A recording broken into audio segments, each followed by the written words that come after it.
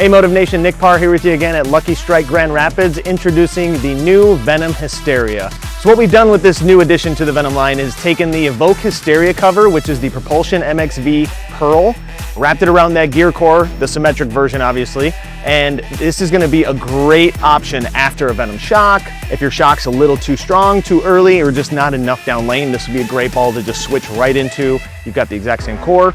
A proven cover, clearly, with the Evoke Hysteria cover on it. Shined it up to 5,000 compared to the 4,000 that's found on the Evoke Hysteria in order to be able to match up better on the light to medium oil categories of lane conditions.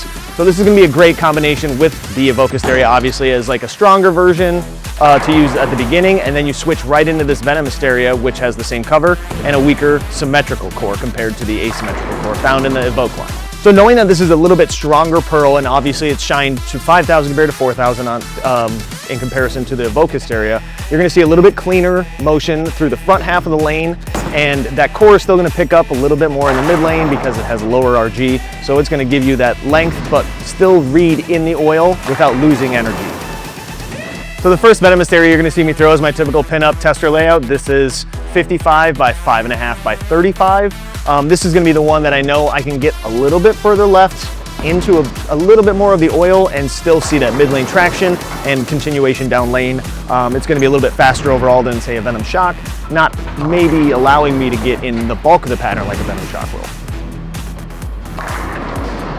And the second Venom Hysteria you're going to see me throw is my typical pin down layout.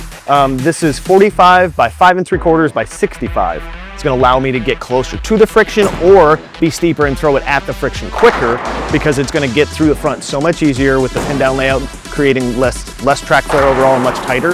So I'm going to need more friction, but it is going to come off of it very hard down lane because it's storing so much more energy.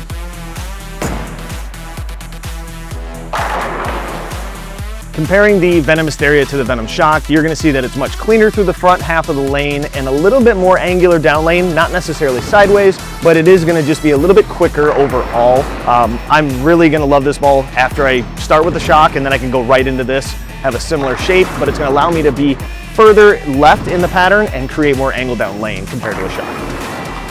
Comparing the Venom Hysteria to the Black Venom, obviously they have different cores. You've got the gear APG in the Black Venom and the symmetrical gear core in the Venom Hysteria, so it's not going to pick up in the middle quite as much as a Black Venom, but it is going to give you a little bit more overall down lane motion and much stronger off the friction compared to a Black Venom.